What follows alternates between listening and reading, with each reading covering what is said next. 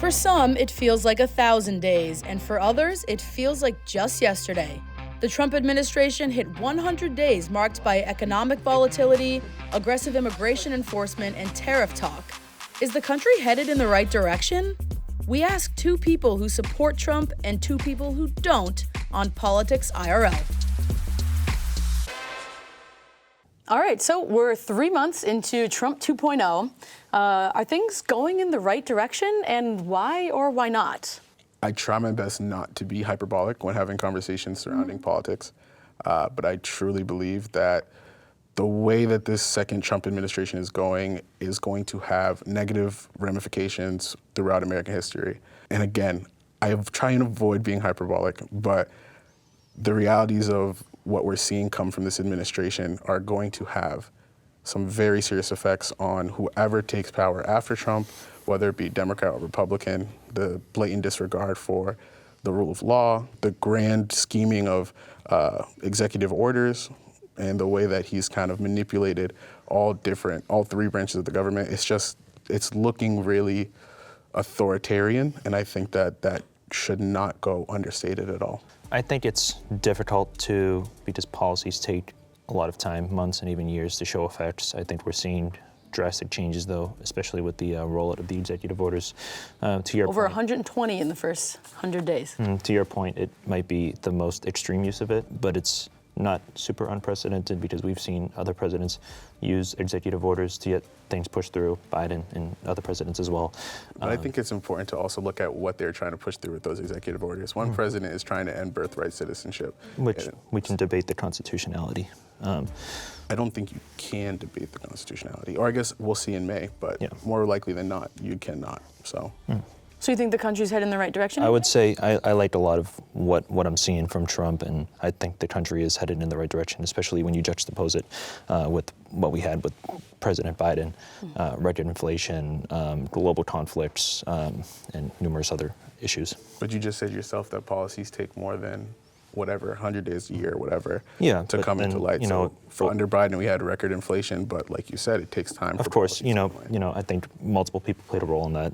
Trump included, COVID spending. Yeah. Biden continued a lot of that, which I view as unnecessary. I mean, let's talk about economic impact then, because I don't think that the country's headed in the right direction, especially if we're going to address the economic impacts on people in this country, especially here in Massachusetts. It's gotten so much more expensive, and that's not just restricted to our state because we have a Democratic governor, right?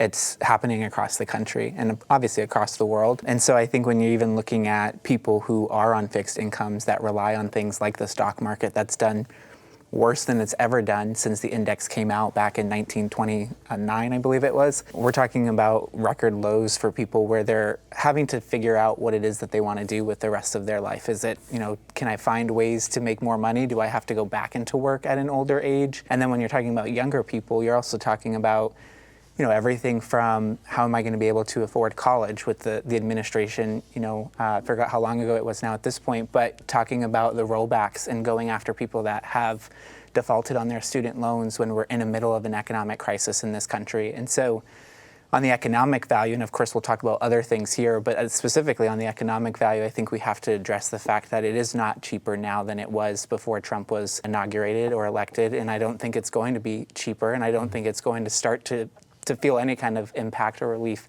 for people. I think the latest inflation number was 2.4%. Obviously, you can't give Trump all the credit for that, but I think a lot of his pro-business policies, deregulation, contributed to that. And I think to your point about the stock market, you think deregulation is pro-economic growth? I would say so. On what grounds? I would say business owners, they aim to grow their business. How do you do that? You give them more options, and we can get into the complexities and specifics of it, but I would say generally speaking, yeah. Deregulation is what led to the 2008 financial crisis. Yeah, obviously you need certain regulation in certain areas, and they implemented those regulations and those policies after the crisis. So take proactive measures when necessary. I think, obviously I voted for President Trump. I supported him, but I do have some concerns, but I think the country generally is heading in the right direction. I'm not too worried about the role that Trump is playing with the courts, and I do trust the structure of our government. that if President Trump did try to, do something that was completely out of line, we do have checks and balances. And if the American people are worried about that when the midterms come around, then, it's just going to play out that the Democrats will probably take the House and the Senate. And I think that President Trump has smart political advisors around him that will warn him about the dangers of, coming on too strong politically, because he obviously doesn't have to worry about re-election, despite the rage bait Truth Social post that he puts out sometimes about wanting to run a third or fourth time. But I think, he's got smart advisors around him that will, sort of cool him if he tries something out of line. And they might be smart advisors, but I'd keep them away from like a group chat or anything, because they don't know how to. We'll get to that later. You and I probably see. Away from Signal. We probably see eye to eye on that. Yeah. There's 2 points that I definitely wanted to address, and the first is like from a ground level, because we're going to be talking about a lot of macro concepts on this show. But from the ground level, as someone who runs a nonprofit that focuses on food justice and food insecurity, and we're feeding families, 600 plus families every other week, we have seen the increase go up. So that is a direct attribute to what is going on in this current administration. And beyond that, we've also seen a decrease in funding, federal funding towards USDA, towards SNAP benefits, towards, I'm forgetting the policy, but one of our biggest partners is the Greater Boston Food Bank.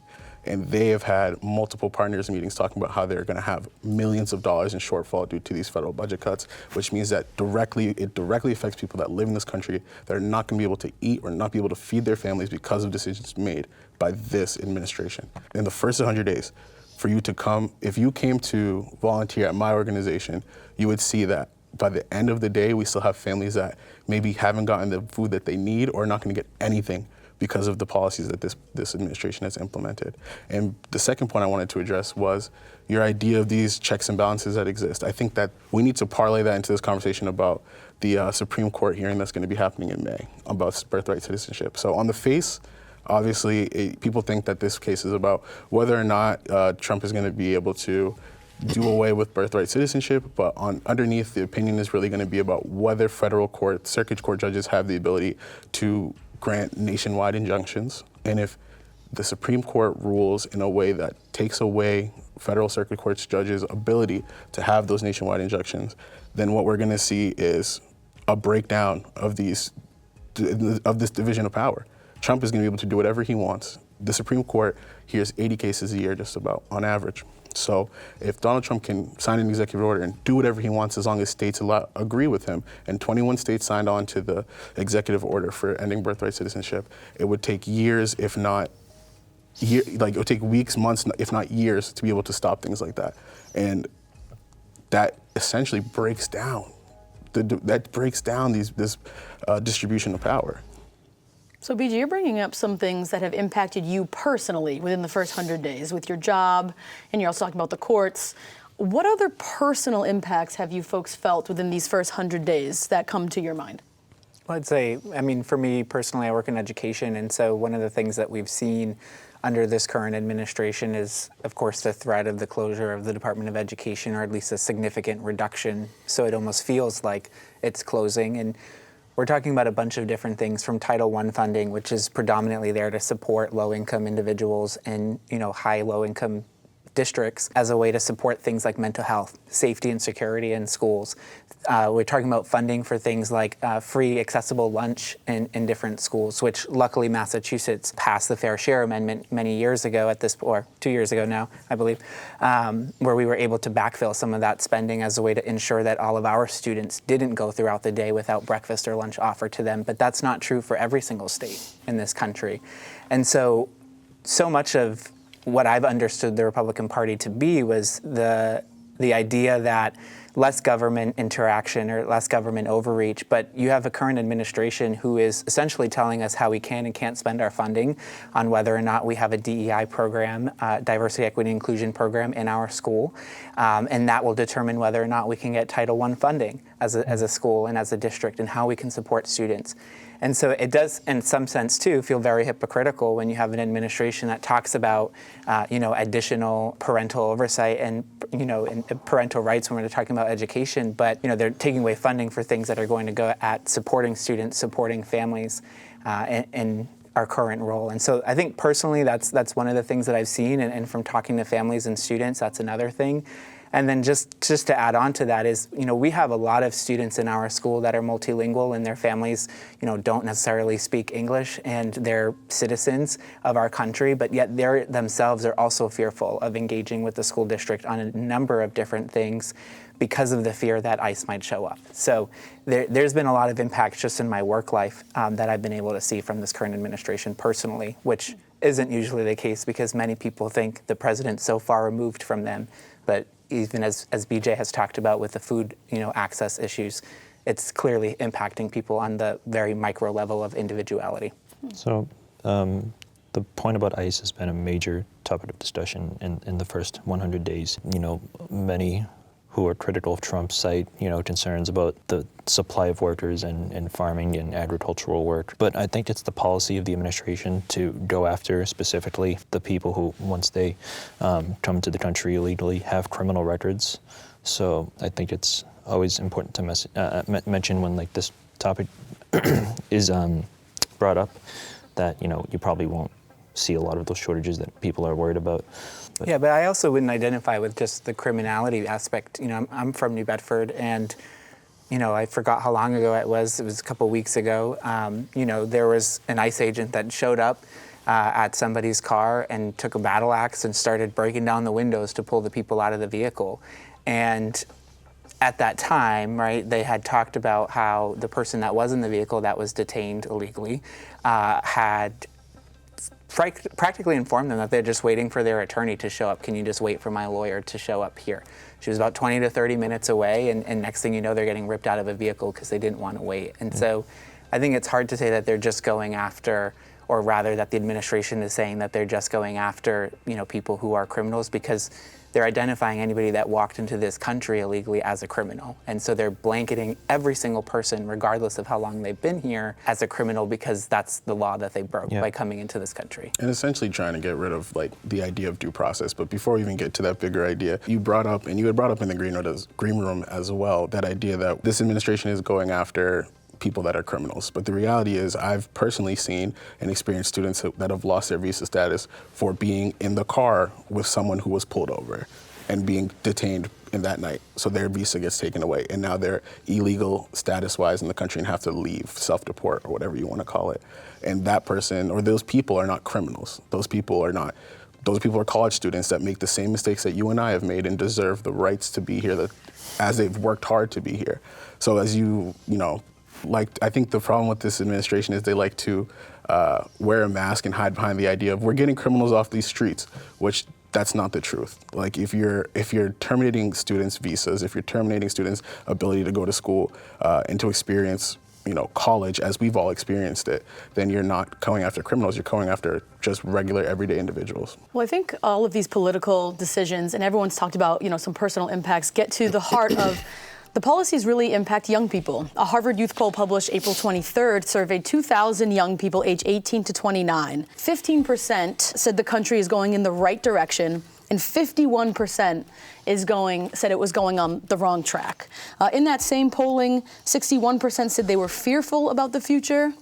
35% said they were hopeful about the future. And that poll included, obviously, a number of individuals who identified Democrat, Republican, and in between. Do you think that these policies affect Gen Z more than others? I would say so, because, let's be real. The boomers got us into this mess. The foreign policy, overwhelmingly, particularly foreign policy, that boomers have voted for historically, with endless military intervention, endless foreign aid to countries that arguably would not do it for us. All these programs that are just leeching off the taxpayer. I think a lot of Gen Z individuals see that and they're like, well, it's probably, the average age of a first-time homebuyer is 38 years old, and they're just completely disenfranchised politically. So I think, that's a large reason behind it. And then also, for the people that did vote for Trump, myself included, he's term limited. And not that I have a problem with that. I have to say that, but a lot of people just get disenfranchised because they see politics as the good old boys club, and all these people from Washington. There's no real impact on us sometimes. So I think a lot of people just turn it off. Knowing you voted for Trump, what grade would you give him on his first 100 days? I'd give him a B+, because I think I like a lot of the stuff that's happening, but I mean, there are some key campaign promises that he has not followed through on, and there are some decisions that are being made on foreign policy that I am a little worried about as well. I'd like to hear everyone else's grades. Anthony? Yeah, I would probably place him at a B or B plus B or at the B moment. plus? BJ? Expelled. Expelled? Cameron? I'm as an educator, I think I would have to just give him an incomplete right now because I'm still waiting to see the additional failures that he'll have in the future. Complete. Okay, complete. So you guys are close to an A. What would get you there? So I think initially the rollout of the tariffs is not what I expected. I like tariffs for negotiation, and originally, earlier on in his presidency, in the 100 days that he's been president for a second time, tariffs seem to be used as a way to get Mexico and Canada to strengthen their border security, and he wasn't going to enact them. And I was like, wow, that's an effective use of tariffs. Then he eventually rolled out the tariffs in a chaotic way. I wasn't expecting it. The markets responded accordingly. Very volatile, huge decreases, huge increases whenever he opened his mouth. But now it seems a lot more focused, and I'm happy with that, which is why I'd probably lean toward a B plus rather than a B, just because he seems to have corrected himself. And to your point about the checks and balances, he has advisors moderating him, and when he does something that is a little bit too chaotic, he seems to kind of reverse it shortly after, and I think that's why we're seeing a lot of things stabilize at the moment. So I think just a little bit more stability in sort of delivering more on your campaign promises, because there's certain areas where he campaigned on something and we're not necessarily seeing it materialize the way we were promised. I'm happy with a lot of what he's doing, but there's also, the Epstein files and sort of with foreign policy. He got hostages back from other countries, and the wars seem to be slowing down a little bit. Like there's a little bit more hope for the wars that Biden started, or allowed to start rather, to come to an end. I think for myself, I would give President Trump a B plus for a lot of the reasons that you did. I have serious issues with some of his cabinet appointments. I think Pam Bondi is a disgrace. I think the same can be said for Mike Waltz. As we know, the whole Signalgate thing that happened, he mistakenly added a journalist from The Atlantic, who was the editor-in-chief of the paper. Let's explain for folks. Mike Waltz was involved in the Signalgate, yes. and Pam Bondi has been involved in a number of... Yes, she's the Attorney General. Attorney General. And Mike Waltz was the counterterrorism advisor to Dick Cheney, who is just a foreign policy expert, right? And I can't understand why Mike Waltz was even put in that position to begin with, because President Trump this time around notably ran on not only ending the foreign wars, but keeping us out of them and staying at home. And Mike Waltz is probably the poster child for everything that's against that. I didn't like the whole Signalgate thing that happened, and then Mike Waltz goes on Laura Ingram's show and is talking about, I entered the wrong phone number, and I just mixed it up with somebody else's name. It's like the odds of that are just astronomical, so I'm not buying that. He used a quirky phrase. He said it just slid onto his phone. Yeah. Or what did he say? What was the terminology? It was something along those lines, like, you ever have a phone number with somebody else's name, and it's just it's like, okay, so if that's the case, then you let somebody get into your phone and put that number in. So you should not have any security clearance if that is the case. But with Pam Bondi as well, she, when she was sworn in, she was like, oh yeah, I've got these Epstein files on my desk, we're gonna get them out immediately. And then the Trump administration has all these social media influencers to the White House, and they're given these binders by Pam Bondi, and it says the Epstein files phase 1. And then they open up the book and all the pages are blacked out, redacted. And then that was I want to say two months ago, and we haven't heard a peep since then until April 22nd, when Trump was asked at a White House press conference if he would be, if he knew when the Epstein files were going to release, and he was like, well, I don't know, but we could probably get Pam Bondi on that. And it's that's such a deflection, because you ran on, ushering in a new level of government transparency, and we don't have the Epstein files. And for a lot of people who aren't Republican but conservative or libertarian like myself, that was a huge, sell for us. being like, yeah, we're gonna give you the Epstein files. We're gonna usher in this new era of transparency. It's like, oh, cool. Maybe all the deep state operatives that are on those lists will fall. So I'm still struggling to hear where the positives are, because you guys gave them a B+, gave it B+, whatever, respectively. I haven't heard anything good. I've heard tariffs that had to be reeled in or changed because the way that they were implemented were erratic. And I've heard foreign policy is a mess. So what actually has he done well? I just want to add on to that too, because when you talk about, I know you guys both talked about it, like he has really strong advisors, but I don't know how long we've been on this topic, but for both those times, both of you actually attacked multiple advisors of his. And additionally, even in a congressional hearing regarding the tariffs, one of his economic advisors, I forgot his exact title, but it had something to do with tariffs, was finding out at the exact same time during that congressional hearing that Trump was actually going to start putting the 90-day pause on tariffs. So it's hard to see both sides. Not to mention the DOJ's blatant misrepresentation of a Supreme Court hearing, saying that Kilmar Abrego Garcia had to come home. So, I mean, there's just a bunch of things. So please. I think there's multiple positives, things that I'm happy with. I'm favorable of his performance on immigration. If you come in here legally, you're not supposed to be here, and I think removing them is... The crossings are significantly down. Yeah, 96. So I believe that it was in the thousands, the number of people detained in February and March. So I think he's performing very well on immigration. We have a secure border again. Are you guys familiar with how the immigration process in this country actually works? Because I think immigration oftentimes is used as a dog whistle for conservatives when they don't actually have never actually experienced what going through the immigration process actually looks like. Because you referenced the border, but there are more immigrants than just people who come cross borders. And those people are also being affected. So I need to hear, what do you know specifically about this immigration process that allows for you to say that the immigration process that is taking place right now is positive? Personally, I see, Trump has policies like these that he's enacted that have shown in both administrations tangible results where the number of illegal crossings have decreased significantly. So from what I see, just from data, leads me to be favorable of his handling of it. But I also wanted to bring up DEI, which I believe is a disaster. To me, DEI rejects merit-based candidates and looks at things through a racial lens. Like, you have to fill certain qualifications, and I think Trump's reversal of DEI is important for people, especially in our generation. I don't believe in discrimination based on race, and that's what DEI is. I mean, as the only black person on this panel or whatever, you look at DEI, okay, specifically right now today, you say DEI is a mess and DEI has been a mess, but Trump is trying to institute DEI to force his will on higher education, institutes of higher education, to force them to hire certain professors or teach certain curriculums. That in and of itself is DEI, it's diversity, equity, inclusion. That's what he's preaching. He's like, I want you to diversify the education that you're teaching. And that is something that the Trump administration has done. So to say that he's rolling back DEI while also just trying to push conservative DEI is ridiculous.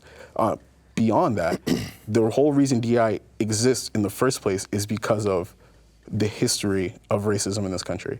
So to say DEI is a mess is just like, you're just turning a blind eye to the fact that 100 years ago, make sure I'm doing my math right. 100 years ago, we saw sharecroppers. And I also think if you look at, I think a person from Biden's administration, previous administration rather, Secretary of Transportation Pete Buttigieg, did an amazing interview regarding DEI where he flipped it on its head and said, well, let's talk about what the opposite of each of those mean, right? What's the opposite of diversity, uniformity? So in what society are we ever in a positive place where everybody is from the same background, has the same ideas, looks all the same, everything, right? When you look at, equity, what's the opposite of equity? Inequities. And so when we're talking about people having unfair advantages, right, that in itself is something that people should hopefully be against. When we're talking about inclusion, and the opposite of that is exclusion. And so in what society and what way is exclusion something that's a good thing? And so essentially, when you're looking at DEI, I think it's just as important to look at what does the opposite of each of those words mean and the way that they've been implemented in this country to support people that have historically not have had opportunities in an array of different areas. And I think even in this last election, right, Democrats weren't talking about DEI. It wasn't an issue of ours that we felt was a strong thing to stand on at that time, right, because we just believed in supporting every single American. And so when you're talking about, this talking point that this administration has used to attack DEI and making it seem like Democrats are pushing this issue forward, it only got talked about because the Republican Party had an issue with it. Yep. And each of those individual words, diversity, equity, and inclusion. And not to mention, really quickly, and not to mention, you had mentioned earlier in your comments that, politics is not serving Gen Z because everyone believes it's a boys' club up in Washington. That's exactly what DEI is meant to prevent. It's meant to prevent things like that, where boys' clubs exist with CEOs, within organizations, corporations, the government.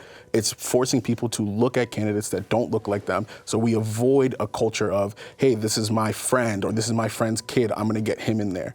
It just gives the ability for people that already have merit to be looked at apart from their race or their gender. So what would you say about Harvard University having a different metric for Asian American applicants before that whole lawsuit happened?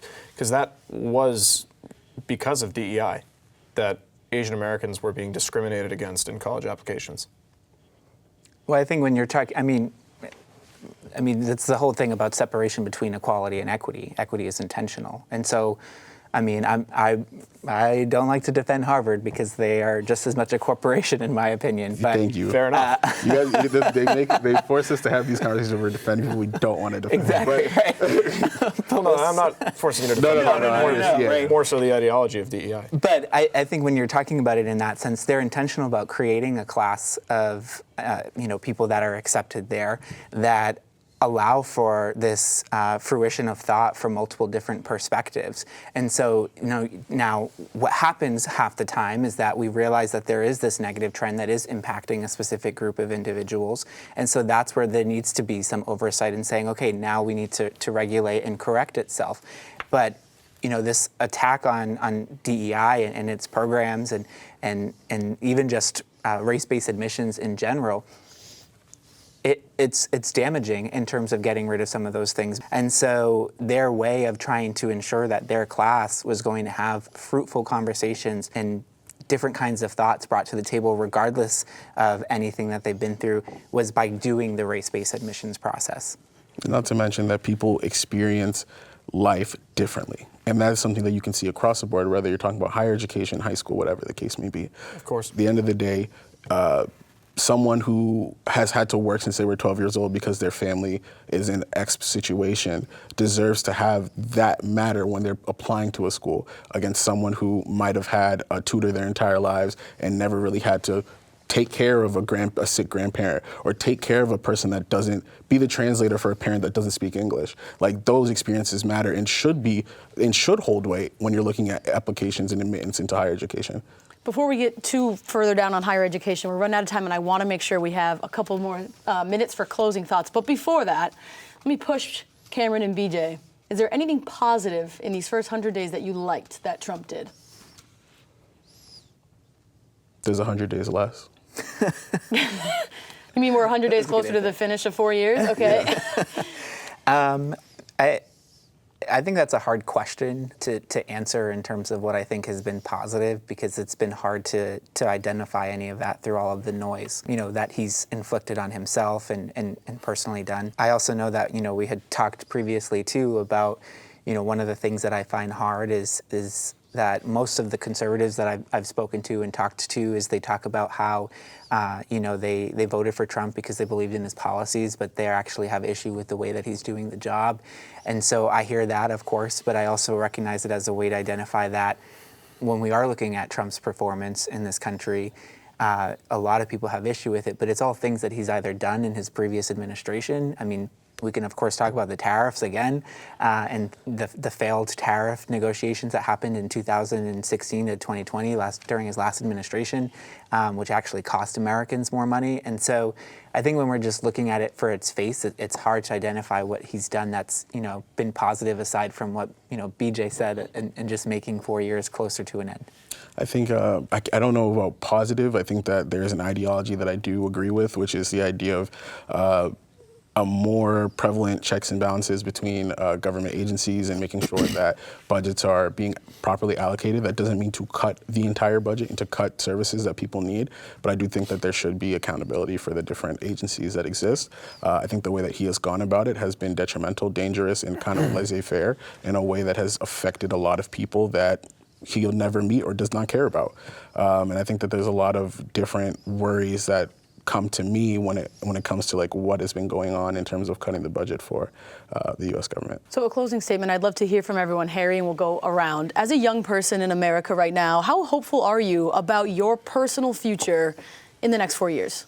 I'm quite hopeful. I know I've been I was sort of doom and gloom about foreign policy and stuff like that, but I think President Trump is, sort of moving the Overton window towards conservatism and libertarianism, being mainstream, because during the election he had to form coalitions with a lot of people that were not just conservative, but as I said, libertarians. He coalition built with, the people that were in like the Make America Healthy Again circles. He gained a lot of ground among young men, which is why we have you folks here today.